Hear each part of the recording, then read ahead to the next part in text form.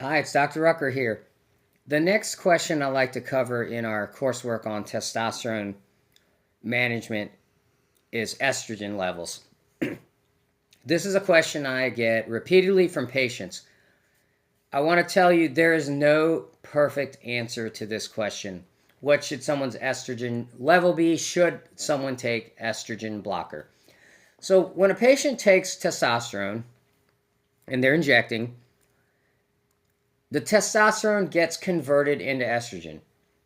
So if I see a guy's testosterone level at 1,000, let's say the range is 300 to 1,000, inherently through the enzymatic process, you're going to see 5% of that level is now estradiol. That's the approximate conversion rate into estrogen. So the normal top end of estrogen levels in men is around 35. So if you're 1,000, you're going to have a 50 level estrogen, and the patient's going to say, hey, do I need an estrogen blocker? So the estrogen blocker is a pill that a man takes anywhere from 1 to 3 times a week orally. And that pill blocks the enzyme that converts testosterone into estrogen.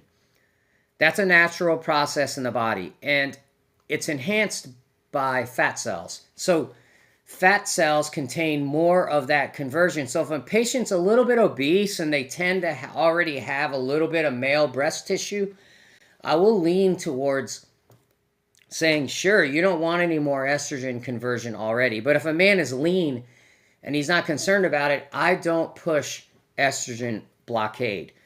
So then when should a guy consider it? I like this slide because it says, what are the potential benefits of an anastrozole? That's the estrogen blocker.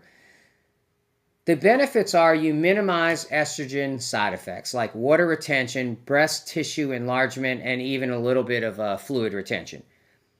Then in such cases where you optimize the estrogen-testosterone ratio, you do optimize the hormonal profile, and in that end, you also enhance the testosterone outcome because now the patient is seeing testosterone benefits and they don't get the high estrogen negative consequences. Now, some men convert more testosterone to estrogen. In the example I gave you, a guy's testosterone is 1,000, so if I look at his blood value and his estrogen is 150, the funny thing is I could ask him, how are you feeling? He says, oh my God, I've been crying, I've been emotional, my mood has been up and down. And that's a classic case of absolutely you need to go on estrogen blocker. Or if the guy tells me he's starting to get breast tenderness or a little enlargement in one of his breasts or both breasts.